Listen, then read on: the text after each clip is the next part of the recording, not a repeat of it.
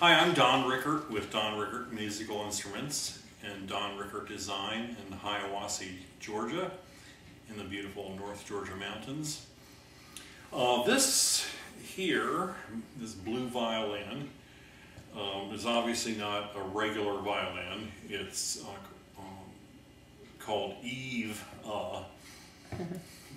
B and C.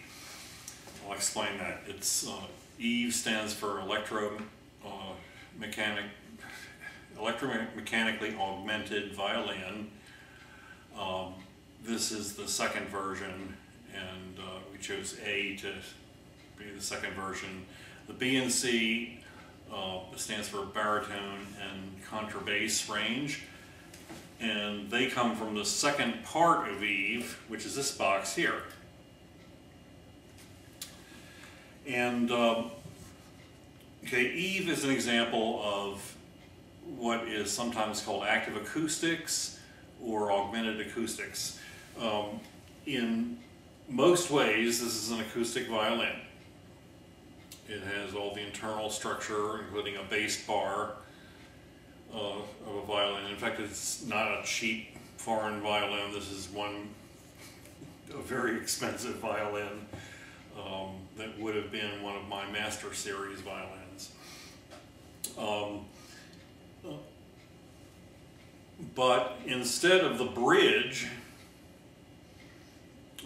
actuating the body, we have the bridge going through a whole plethora of signal processing equipment, and then coming back to, or being distributed to, a transducer here that acts like a bridge. It vibrates. It's kind of like a speaker, but not exactly like a speaker. It's more like a little piston that vibrates at various frequencies.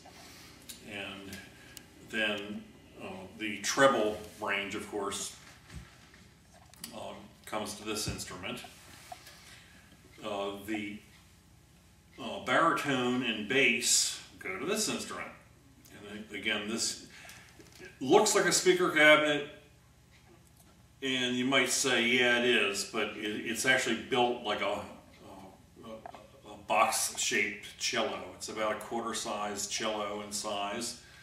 And instead of having speakers on the inside, it has actuators approximately where the bridge would be, and then one at the top part, and one at the bottom part. And there is a port hole here. The bottom is for the sub bass. You might ask, why do all of this? The whole idea of active acoustics or augmented acoustics is to take time-proven instruments like violins. In fact, a lot of the work is being done on violins by me and others, notably Professor Dan Overholtz in Denmark. You know, what if you could take a violin and change its timbre, which I have done several times in this video. I've changed it from a kind of a tinny sounding raspy fiddle to a very smooth sounding high quality violin,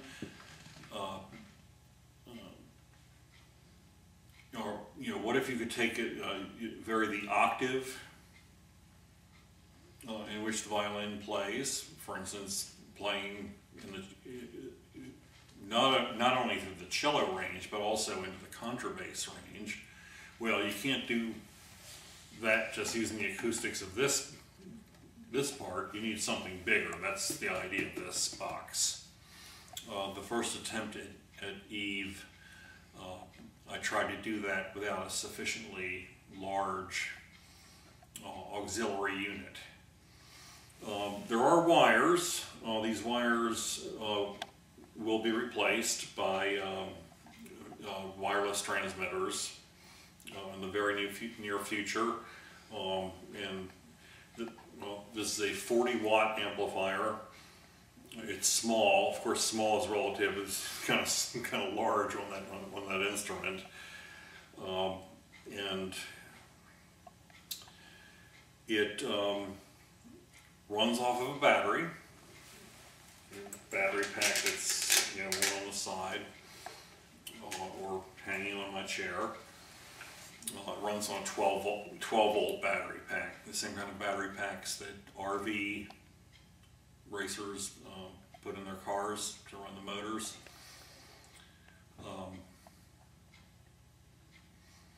That's about it for now. I'll have another video or two about the details of this instrument. There's one more thing. The cantilevered fingerboard. This is, well, others have thought of ways of doing this. This way of doing it is my design. We have the fingerboard, and then we have a cantilever that has a very low cut bridge containing 16 individual transducers that capture the almost inaudible sound of the strings, so that we can do something signal processing wise with those vibrations coming from the strings. And that sits, and this neck is raised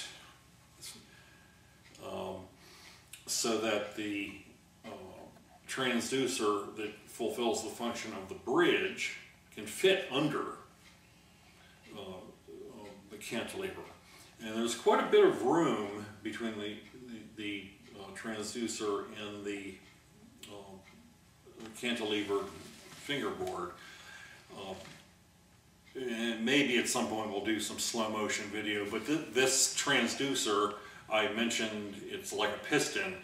I mean, it moves up and down 3 millimeters. I mean, it really, really vibrates when being played hard. That's about it for now. Thank you very much. Thank